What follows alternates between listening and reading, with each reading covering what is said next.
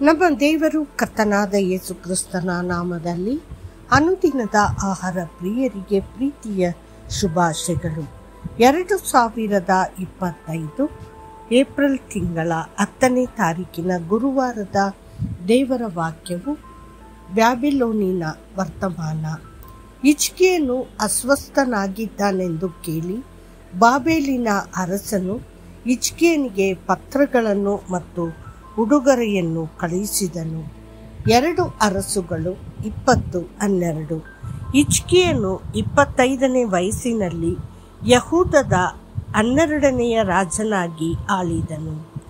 ಸುಮಾರು 10 ವರ್ಷಗಳ ಕಾಲ ಆಳಿದ ನಂತರ ಅವನು ತೀವ್ರವಾಗಿ ಅಸ್ವಸ್ಥನಾದನು ಮತ್ತು ಪ್ರವಾದಿಯಾದ ಯೆಶಾಯನು ಕರ್ತನಿಂದ ಒಂದು ಗಂಭೀರ ಸಂದೇಶವನ್ನು ನೀಡುತ್ತಾ, ನಿನ್ನ ಮನೆಯನ್ನು ಕ್ರಮಪಡಿಸು, ಕರ್ತನು ಹೀಗೆ ಹೇಳುತ್ತಾನೆ, ನೀನು ಬದುಕುವುದಿಲ್ಲ, ಆದರೆ ಸಾಯುವಿ ಎಂದು.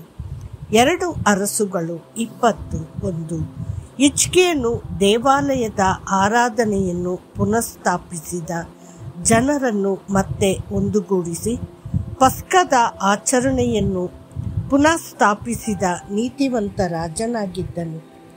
ಅವನ ನಂಬಿಗಸ್ತಿಕೆಯ ಹೊರತಾಗಿಯೂ ಅವನು ಚಿಕ್ಕ ವಯಸ್ಸಿನಲ್ಲಿಯೇ ಮರಣದ ವಾಸ್ತವವನ್ನು ಎದುರಿಸಬೇಕಾಯಿತು ಮತ್ತು ಪ್ರವಾದಿಯಾದ ಯೆಶಾಯನ ಮಾತುಗಳು ಅವನ ಹೃದಯವನ್ನು ಮುರಿಯಿತು. ತನ್ನ ಸಂಕಟದಲ್ಲಿ ಅವನು ಕರ್ತನ ಕಡೆಗೆ ತಿರುಗಿ ಕಟುವಾಗಿ ಅಳುತ್ತಾ ಪ್ರಾರ್ಥಿಸಿದನು.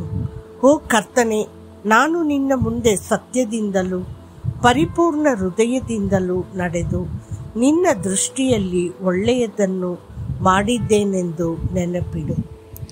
2 ಅರಸುಗಳು 20:3.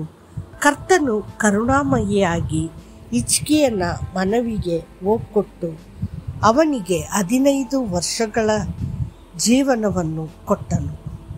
ದೇವರ ಕರುಣೆಗೆ ಎಂತಹ ಅದ್ಭುತ ಉದಾಹರಣೆ! ಹಿಜ್ಕೀಯನ ಚೇತರಿಕೆಯ ಬಗ್ಗೆ ಬ್ಯಾಬಿಲೋನ್ ರಾಜ ಕೇಳಿದಾಗ ಅವನು ಪತ್ರಗಳು ಮತ್ತು ಉಡುಗೊರೆಗಳೊಂದಿಗೆ ರಾಯಭಾರಿಗಳನ್ನು ಕಳುಹಿಸಿದನು. ದೇವರ ಗುಣಪಡಿಸುವ ಶಕ್ತಿಯ ಬಗ್ಗೆ ಸಾಕ್ಷಿ ಹೇಳಲು ಈ ಅವಕಾಶವನ್ನು ಬಳಸುವ ಬದಲು ಹಿಜ್ಕೀಯನು ತನ್ನ ಐಹಿಕ ಸಂಪತ್ತನ್ನು, ತನ್ನ ಬೆಳ್ಳಿ, ಚಿನ್ನ, ಸುಗಂಧ ದ್ರವ್ಯಗಳು ಮತ್ತು ಆಯುಧಗಳನ್ನು ಪ್ರದರ್ಶಿಸುವಲ್ಲಿ ಹೆಮ್ಮೆಪಟ್ಟನು. ತನಗೆ ಜೀವ ಮತ್ತು ಉತ್ತಮ ಆರೋಗ್ಯವನ್ನು ನೀಡಿದ ದೇವರನ್ನ ನಾಮವನ್ನು ಮಹಿಮೆಪಡಿಸಲು ಅವನು ವಿಫಲನಾದನು. ಇದರಿಂದಾಗಿ ಯೆಶಾಯನು ದೇವರ ನ್ಯಾಯ ತೀರ್ಪನ್ನು ಪ್ರವಾದಿಸಿದನು. ಇಗೋ, ನಿನ್ನ ಮನೆಯಲ್ಲಿ ಏನು ಉಳಿಯದ ದಿನಗಳು ಬರುತ್ತವೆ. ನಿನ್ನ ಪಿತೃಗಳು ಇಂದಿನವರೆಗೂ ಸಂಗ್ರಹಿಸಿಟ್ಟಿದ್ದೆಲ್ಲವೂ ಬಾಬಿಲಿಗೆ ಒಯ್ಯಲ್ಪಡುವುದಿಲ್ಲ. 2 ಅರಸುಗಳು 20:17. ತಪ್ಪಾದ ಆದ್ಯತೆಗಳಿಗೆ ಎಂತಹ ದುರಂತಮಯ ಪರಿಣಾಮ!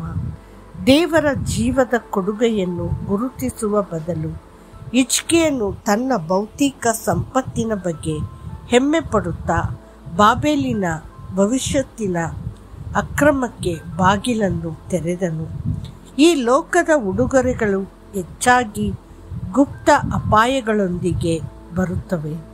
ಆಶೀರ್ವಾದದಂತೆ ತೋರುವುದು ಹೆಮ್ಮೆ, ವ್ಯಾಕುಲತೆ ಮತ್ತು ಅಂತಿಮವಾಗಿ ಆಧ್ಯಾತ್ಮಿಕ ಅವನತಿಗೆ ಕಾರಣವಾಗುವ ಬಲೆಯಾಗಬಹುದು.